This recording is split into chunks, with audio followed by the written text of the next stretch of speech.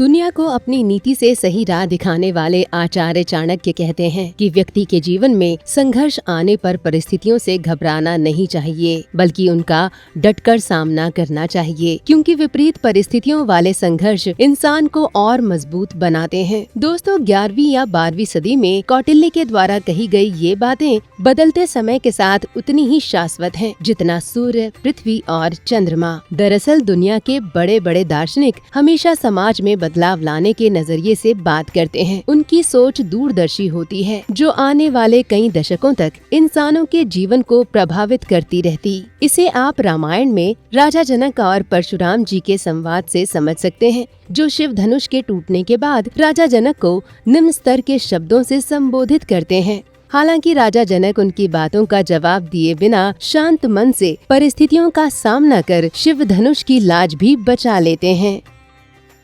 आदमी को हरदम परिस्थितियों से घबराना नहीं चाहिए।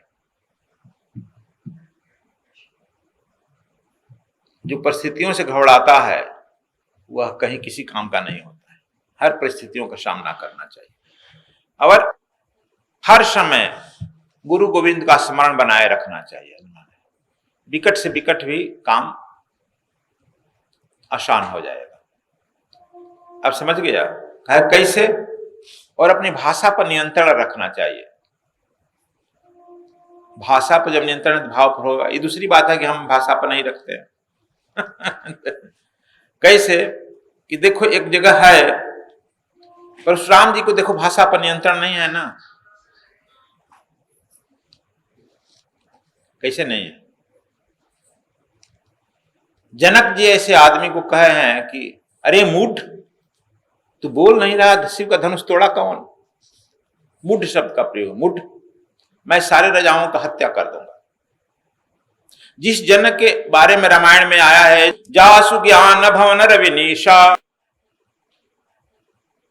इसी रामायण में आया है जनक के लिए, जिसका ज्ञान इतना दीप्त है, सूर्य की तरह है, आकि अंधकार रवि निशा पड़ते ही रात्रि समाप्त हो जाती है, उजाला छा जाता है। जानकी का जन्म साधारण व्यक्ति से नहीं ना होगा। जानकी का पालन पोषण साधारण व्यक्ति के होगा। अब बताओ, जब ऐसे व्यक्ति को उसी रामायण में तुलसीदास कहते हैं जासु ज्ञान भवन रवि निशा, जासु ज्ञान भवन रवि निशा, इतने ज्ञानी हैं, सूर्य की तरफ ज्ञान प्रकाश हैं कि जो जन्मों जन्म का निशा अंधकार है उनके सामने पड़ते ही समाप्त हो जाता है। सदगुरु परिस्थितियों और रामायण काल से जुड़ी बातों को बताते हुए इंसानी फितरत पर बात करते हैं। वे कहते हैं कि आज के इंसानों के अंदर दृढ़ संकल्प की भावना देखने को नहीं मिलती। कुछ इंसानों को छोड़ दें तो इस समय के अधिकतर इंसान खुद पर भी भरोसा करने से कतराते हैं। इसके पीछे उनसे ज्यादा इस समाज का दोष है, जो आधुनिक तो हो रहा है लेकिन संशय के जाल में फंसता जा रहा है। सदगुरु आगे कहते हैं कि आज के समय इंसानों की स्थिति ठीक उस मछली के समान हो चली है, जो हमेशा पानी के अंदर तो रहती है, इसके बावजूद वो अपनी प्यास बुझाने के लिए दूसरों से पानी मांगती फिरती है। गुरु कहीं घुमाता है लेकिन तुम्हारे घट के अंदर ही फिर परिक्रमा कराता है। समझ गया? बसे जो नीर गंभीर में क्यों वह मरे प्यास। यदि मछली इस गंभीर, इतने गंभीर जल में निवास करती है, फिर भी कह रहे कि हमको प्यास लगा, यार पानी पिलाओ, यार कोई ले आओ एक गिलास पानी, ये बात ठीक है? हास्यास्पद है।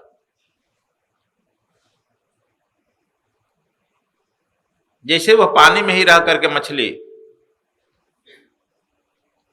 वही सुन सुन आवे हाँसी, जल के पानी बीच मीन प्यासी, मैं सुन सुन आवे हाँसी। कबीर साहब कहते मैंने सुन सुन हंसी, मैं सुन सुन आवे हाँसी, पानी बीच जल बीच मीन प्यासी, हंसी आएगा ना?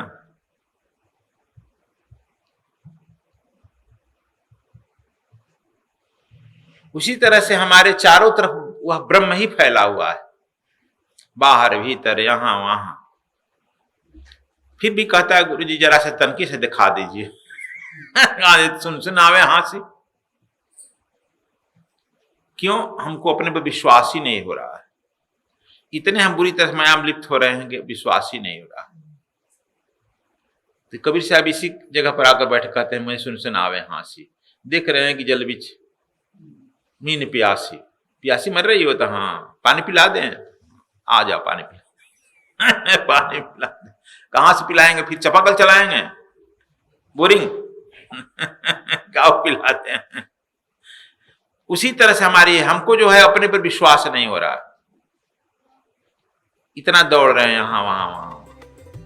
तो दोस्तों, ये विकट परिस्थिति में इंसानों की स्थिति से जुड़े सद्गुरु स्वामी कृष्णानंद जी महाराज के आशीर्वचन है। क्या सोचते हैं आप इस वीडियो को लेकर? कमेंट बॉक्स में जरूर बताएं। और सद्विप्र समाज सेवा संस्थान व सद्गुरु धाम से जुड़ने और अपना योगदान देने के लिए स्क्रीन पर दिए गए QR कोड को जरूर स्कैन करें।